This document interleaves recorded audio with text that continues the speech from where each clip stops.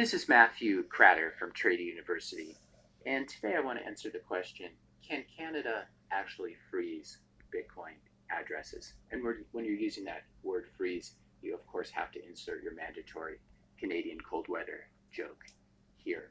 To recap what happened earlier this week, the Indian Prime Minister of Canada, Justin Trudeau, invoked the Emergencies Act for the first time in history. And I just wanted to say here as a side note, it's a beautiful thing how white Canadian men have been dressing these days. This is not cultural appropriation at all. But there you see the Indian Prime Minister of Canada. He invoked the Emergencies Act to try to stop the trucker protest. And then as part of this, Canada made an announcement, the Canadian government made an announcement that they would be including crowdfunding and cryptocurrency platforms under the Terrorist Financing Act as a way of trying to stop Bitcoin from getting to the truckers.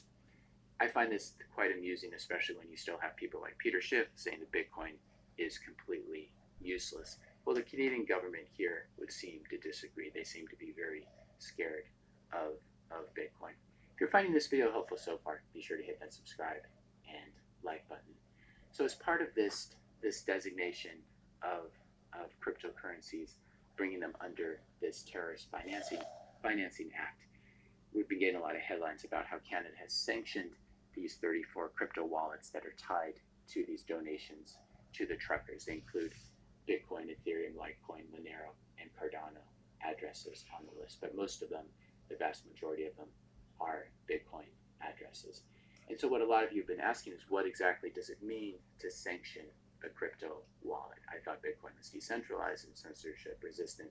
So how can the Canadian government freeze these accounts? Well, they haven't actually frozen everything. What they've done, the Royal Canadian Mounted Police, the RCMP, has sent out a blacklist of Bitcoin addresses, and they told all the regulated Canadian Bitcoin companies and crypto companies to report any activity that is coming from these Bitcoin addresses, which are associated with Hong Kong Coddle and other fundraising for the truckers. Here is I was able to find this on Twitter.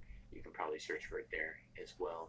This is what they're calling the cryptocurrency alert, the cryptocurrency emergency act. And so these are the addresses, the Bitcoin addresses in particular. You can see there's just one Litecoin, one Cardano, and one Monero address, a couple ETH addresses, and then all the rest is Bitcoin, which really shows you again where Bitcoin's market share is. I think it's a good indicator. But what they're doing is they're telling all exchanges, if something comes from one of these Bitcoin addresses, you need to do something about it.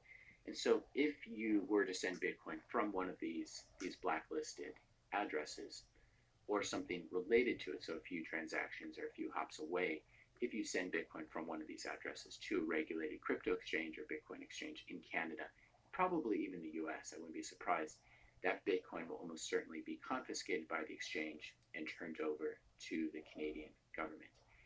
If you have an account at one of these exchanges and someone tries to send you Bitcoin from one of these blacklisted Bitcoin addresses to your account there, you may also get a phone call or a knock on the door in the middle of the night, especially if you live in Canada, even if you never requested the Bitcoin to be sent to you. So this is one of the dangers of criminalizing information, criminalizing software.